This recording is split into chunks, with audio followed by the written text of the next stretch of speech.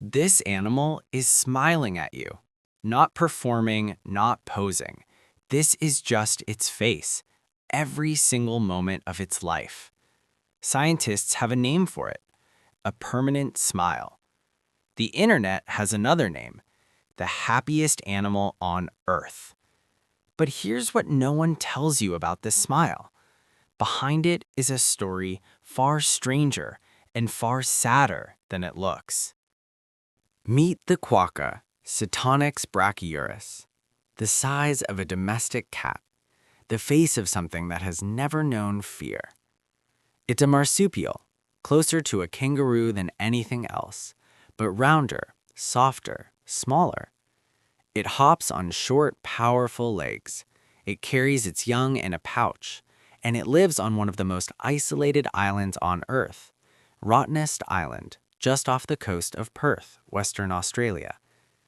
In 1696, Dutch explorer Willem de Vlaming sailed to this island and saw hundreds of these creatures staring back at him from the scrub. He had never seen anything like them.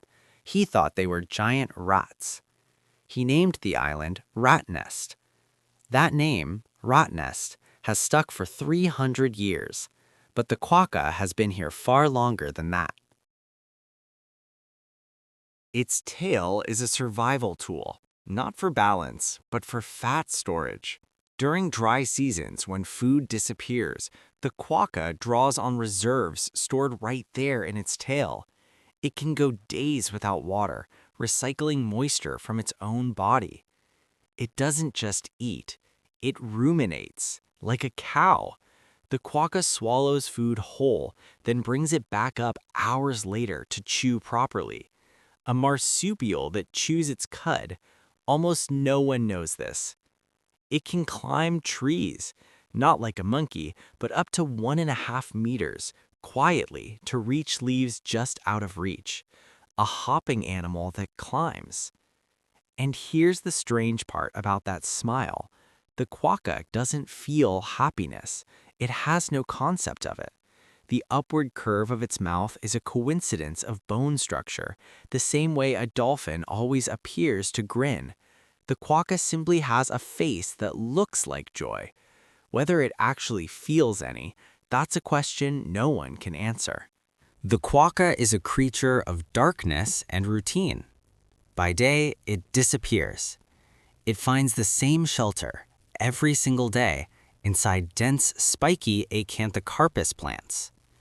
These plants are so sharp, almost nothing else can enter. The quokka has found the one place on the island that nothing wants to follow it into. By night, it emerges. It follows the same paths through the grass, worn down over years into small tunnels to find food. It eats grasses, leaves, bark, berries, whatever the island offers. It lives in groups, but they are not close. Males have a strict hierarchy, and on hot days they fight.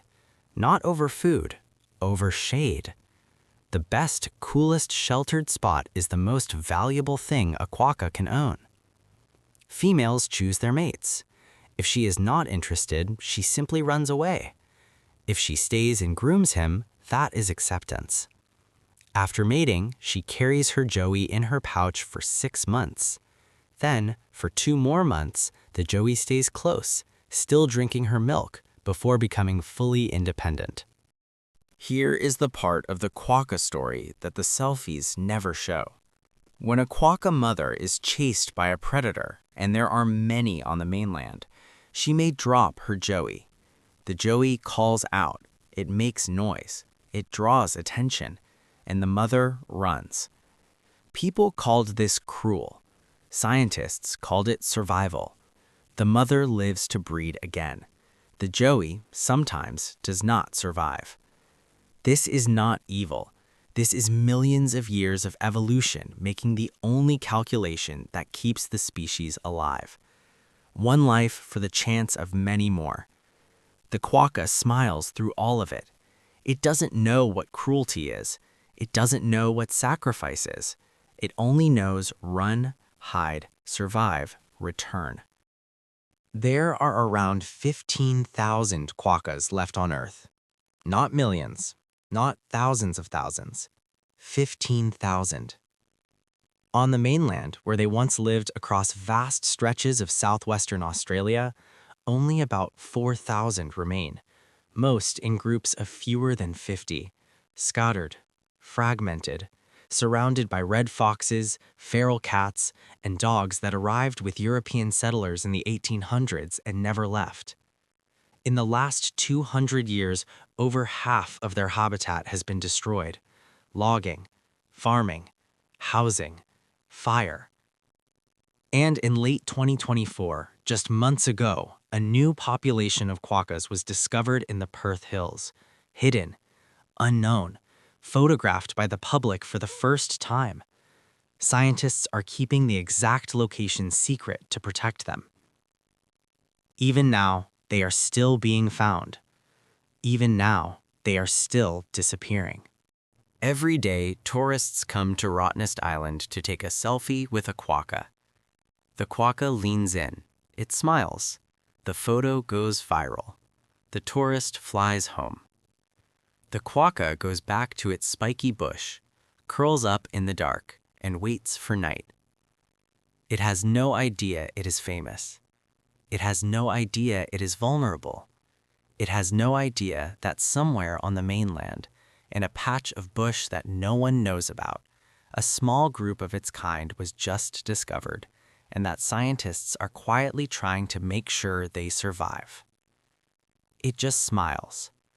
Always. Maybe that's the most honest thing about it. In a world that keeps taking things away, it just keeps showing up, every morning with the same face. Perhaps that's not the happiest animal on Earth. Perhaps it's the most resilient.